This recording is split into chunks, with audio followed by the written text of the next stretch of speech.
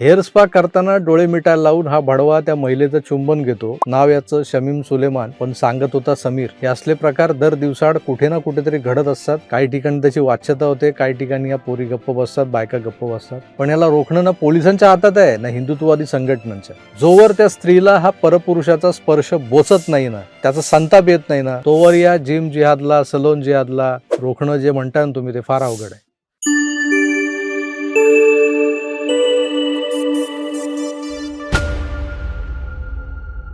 तुमच्या खाण्यामध्ये थुंकून ते अपवित्र करून तुम्हाला खायला दिलं जायचं. थोडक्यात काय तर तुमचा धर्म भ्रष्ट करायचा. आता जे नंतर उघडकीस आलं त्यामागे एक संकल्पना होती, थूक जिहाद नावाची. अशीच एक अजून संकल्पना, चाट जिहाद. बेकरीचा व्यवसाय हा आजवर संपूर्णतः या इस्लामी वर्चस्वाखाली होताच, आजही बऱ्यापैकी आहे. त्यांच्या बेकऱ्यांमध्ये बनणारे पाव, टोस्ट जे आपण खातो, आधी हे लसणीचे चाटणार आणि मग तुम्हाला ते उष्टावलेले पाव तुम्हाला खायला देणार. हिंदूंना हिंदुस्थानातच अल्पसंख्य करण्यासाठी चालवलेला दुसरा प्रकार म्हणजे लँड जिहाद. तर लव जिहाद पाठोपाठ आता सलून जिहादवरही हिंदुत्ववाद्यांना लक्ष ठेवावं लागणार आहे. अलीकडे काय झालंय, OTTवरचा तो उन्मादक कंटेंट, त्यामुळे आमच्या घरंदाज स्त्रियांवरही मानसिक परिणाम व्हायला लागले.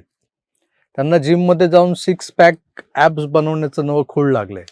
या जिममधले पुरुष इन्स्ट्रक्टर हे 95% लसूण शेतीवाले, टोपाकट जाळीदार.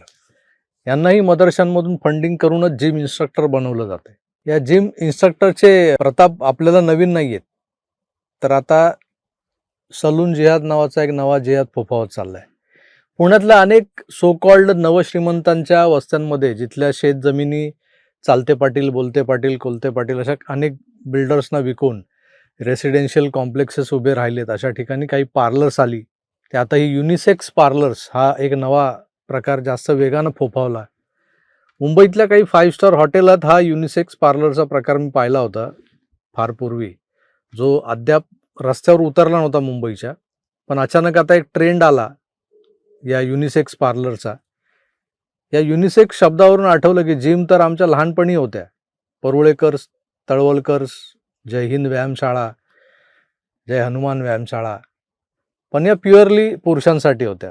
बायका व्यायाम करतात ही संकल्पनाच तेव्हा समाजात रूढ झालेली नव्हती. पण नंतर समाज सुधारत गेला ना आमचा. मुलगी शिकली आणि प्रगती झाली, महिलाही व्यायाम करू लागल्या. तेव्हा लेडीजसाठी स्पेशल बॅचेस होत्या या अशा जिम्समध्ये. ठराविक वेळेतच महिला व्यायामाला यायच्या. अगदी तळवलकर वगैरे जे होते तिथे मग त्या जिम्समध्ये मी पाहिलेलं आहे. पण नंतर काय, स्त्री पुरुष समानतेचं वारं इतकं सोसाट्याचं वाहू लागलं की विचारता सोय नाही. स्त्रिया जिमवेअर परिधान करून पुरुषांसमोरच व्यायाम करू लागल्या. युनिसेक्स यालाच म्हणतात बहुधा. 100तले 10 पुरुष हे या युनिसेक्स जिममध्ये व्यायामाला जातात. फी जबरदस्त असते, गडगंज फीज भरून जातात. कशाला? तर भाव्या कसा व्यायाम करतात ते बघायला, तिथं कुठं काय सूज जुळतंय का हे बघायला. आज विवाहबाह्य संबंधांना खतपाणी घालणारं एक महत्त्वाचं केंद्र म्हणजे या युनिसेक्स जिम बनलेल्या आहेत. तर जिम नंतर युनिसेक्स कुठं करायचा, आय मीन दुसरं युनिसेक्स ठिकाण कुठलं, तर सलून. सलून नाही, सलॉन, माफ करा, काय आमच्या तोंडी ती जुन्या वळणाची भाषा आहे ना. तर युनिसेक्स सलॉन. मला थेट माझं लहानपण आठवलं. खेतवाडीत राहायचो जेव्हा आमच्या चाळीत 2-3 न्हावी होते, जे पत्र्याची पेटी, त्यातलं हजामतीचं सामान घेऊन गोलदेऊळ, कुंभारवाडा, गुलालवाडी हे दक्षिण मुंबईतला हा भाग आहे, त्या भागात ते फिरत असायचे. काही दुकानदार यांच्याकडून सकाळ सकाळी भादरवून घ्यायचे. काही बाहेरगावून आलेले व्यापारी लोक सकाळ सकाळी कुठल्या मिटिंगला जाण्याआधी यांच्या पुढे मान तुकवायचे, मग त्यांची हजामत व्हायची. आता हे सगळे जे काही नावी होते राहायला आमच्याच चाळीत, त्यामुळे आमची दरमहा भादरण्याचा ठेका यांनाच दिला गेलेला होता.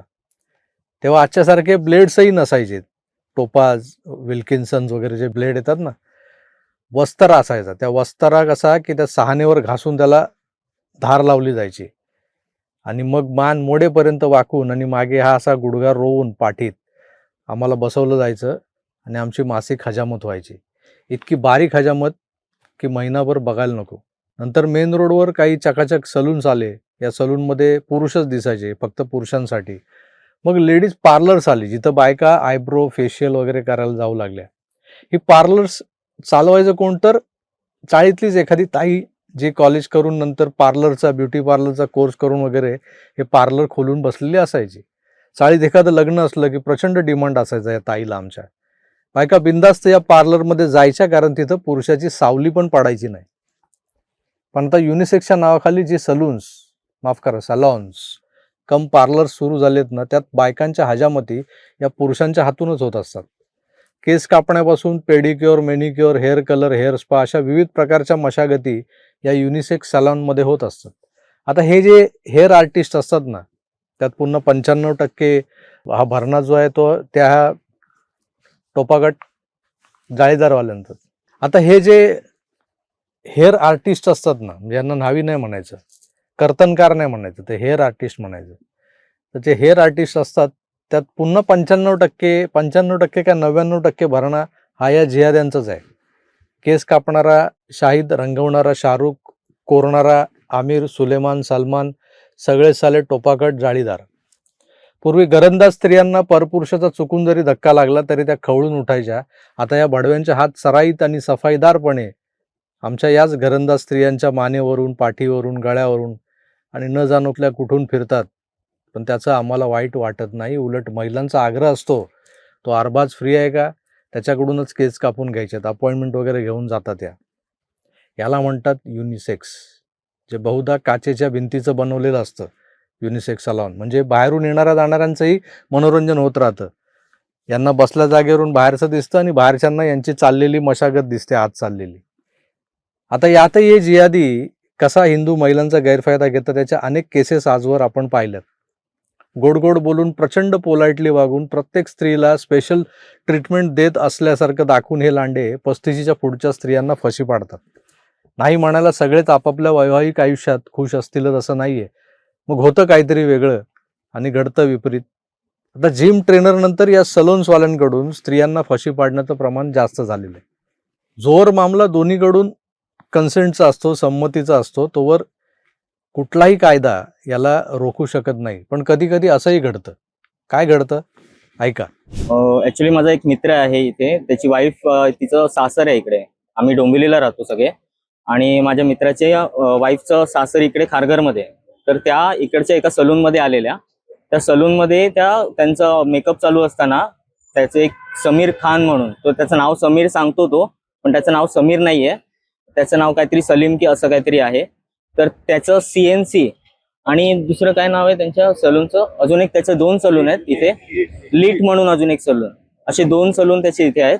त्याच्यामधल्या CNC सलून मध्ये हा सगळा प्रकार घडला की त्याची वाईफ, जेव्हा माझ्या मित्राची वाईफ तिथे जेव्हा मेकअप चालू होता त्यावेळेला त्याने तिला किस केलं, आणि ती गोष्ट तिने त्याला तिकडनं, ही घटना घडल्यानंतर त्या निघून गेल्या तिकडनं, आणि त्यांनी त्यांच्या मिस्टरांना घरी जाऊन फोन केला की असं असं माझ्यासोबत झालंय. मग आम्ही तिकडे येऊन त्या सलूनवाल्याला विचारणा केली, तर तो आम्ही असं नाहीये, हे नाही वगैरे तो हे करायला लागला. नंतर आम्ही त्याला विचारलं तर तो बोलला, हो माझ्याकडनं चुकी झाली आहे. हेअर स्पा करताना डोळे मिटायला लावून हा भडवा त्या महिलेचं चुंबन घेतो. नाव याचं शमीम सुलेमान, पण सांगत होता समीर. हे असले प्रकार दर दिवसाआड कुठे ना कुठेतरी घडत असतात. काही ठिकाणी त्याची वाच्यता होते, काही ठिकाणी या पोरी गप्प बसतात, बायका गप्प बसतात. पण याला रोखणं ना पोलिसांच्या हातात आहे ना हिंदुत्ववादी संघटनांच्या.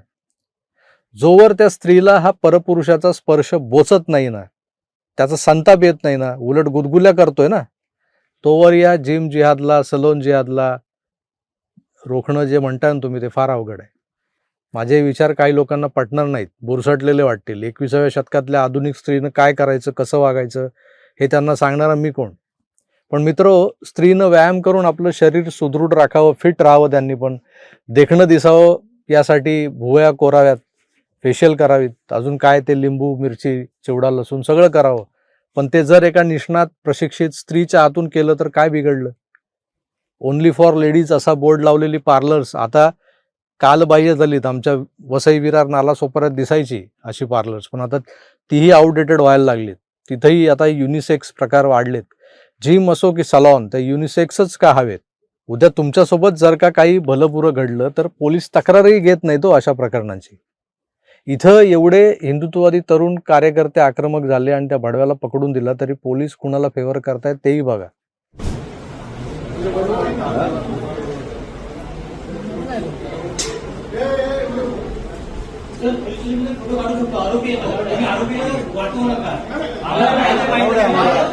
हिंदू विधिज्ञ परिषदेचा मी सदस्य आहे. तुम्ही म्हणून सांगतो, जिम जिहाद पाठोपाठ फोफावलेला हा युनिसेक्स सलॉनवाला पार्लर जिहाद जर रोखायचा असेल ना, तर आमच्या माय भगिनींनाच आक्रमक व्हावं लागेल आणि त्याच्या आधी आधुनिकतेच्या नावाखाली वाहवत जाणं थांबवावं लागेल तुम्हाला. समस्त हिंदू माय भगिनींनो, तुमचा एक लहान भाऊ, मोठा भाऊ, तुमच्या घरातलाच एक पोरगा असं समजून माझ्या या भावना समजून घ्या. तुम्हाला सल्ले देण्याचा मला तसा अधिकार पण नाही आहे, पण तरी जिथं हा विषय माझ्या धर्मापर्यंत जाऊन पोचतो ना, तिथं मला बोलावं लागतंय. या लांड्यांच्या षडयंत्रांना बळी पडू नका एवढंच सांगतो आणि थांबतो. पटलं तर घ्या, नाहीतर सोडून द्या. पुन्हा भेटूच.